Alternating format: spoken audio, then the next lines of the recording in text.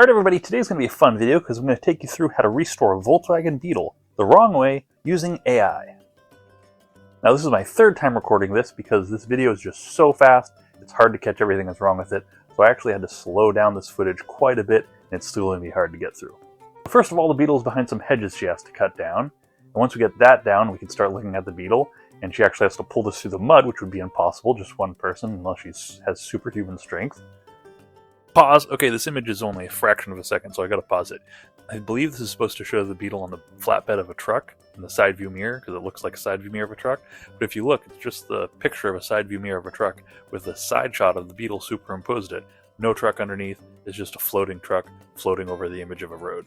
Okay, let's get back to the video. See, they put the tire in the back, where the engine would be, but then also the engine is also still in the back. So this engine bay you'll see has multiple uses. It's also got a battery in the back.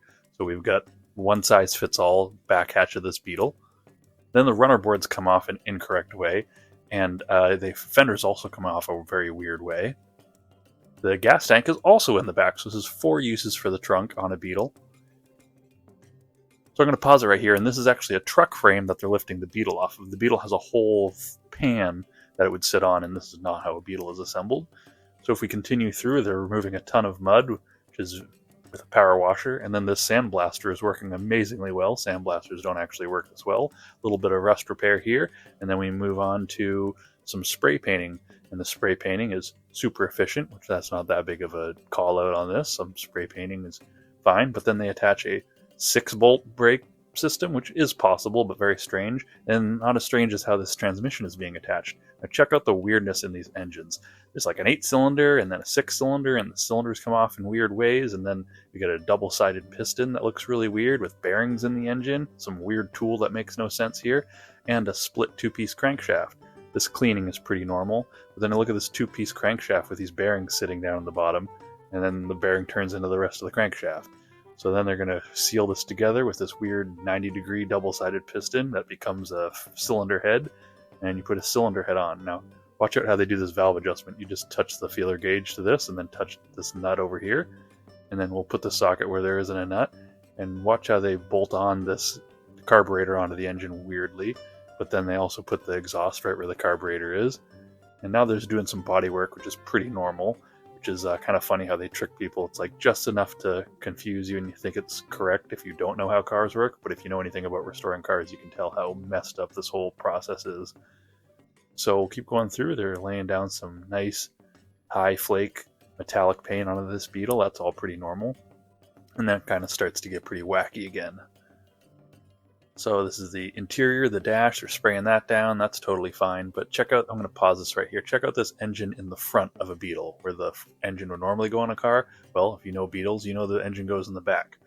And then I don't know what this weird thing on the fender is and why the impact gun comes at a 90-degree angle to the bolt. And then they do this weird fiddly thing to the hood latches, and this trunk's all pretty normal here. So they're installing some harnesses for the dash cluster, and then they put the speedometer in and then push it all the way through and then reinstall it in the same spot. Adding some dash switches, which is somewhat normal. Steering wheel's fairly normal. Now watch this headliner kind of becomes a vent shade, and then they rub this piece of rubber on the door and then remove it. And then they've got the knot to install, using the rope to install a windshield, but then they don't do it. They press this seal on this window with a dog bone, push this glass against this door, and then remove the glass. And then automatically this door panel has a door handle in it, which is weird. Check out these weird door handles. They're like 3-way door handles that don't make any sense. And then this carpet morphs from a folded carpet into a flat carpet. And then check out this giant seat they're about to install. It's like a seat that goes through the entire vehicle. That'd be kind of nice for sleeping, but not great for driving. And look at this random bolt in the side of the door. Watch them, they just rub this piece of chrome trim across the door, push the door handle in, and run a screwdriver into the center, and that's fine. And then add a side view mirror. And then they can install their headlight, put the trim ring on, and then we'll use a wrench underneath their side marker light, because that's how those install, right? And you get your snowflake tail light, which that's never seen that before. We'll bolt this front bumper on. And then you just wrench the symbol on. Yeah, that's how those symbols attach. Check out this piece of weather stripping that goes in the middle of the engine bay, which is weird. And then look how light this engine is. Watch this fuel line nonsense. We get 3 hands in the way there, and then you attach this line to the carburetor and you remove the line, and then we'll attach this tube to the side of the engine compartment. Look how weird this engine is. It's like a, I don't know what type of engine that is, but we'll also remove that engine, and now we're putting a gas tank where the engine was, which makes no sense. And some weird filler neck that looks like a shifter. And then watch this nonsense with the wiper that they put together, and then they remove, and then it's there, and it's gone. And then this guy's spraying, but nothing actually happens to the rim he's spraying. And we'll just fold this tire around this rim, and we'll just push this rim through the tire and attach it.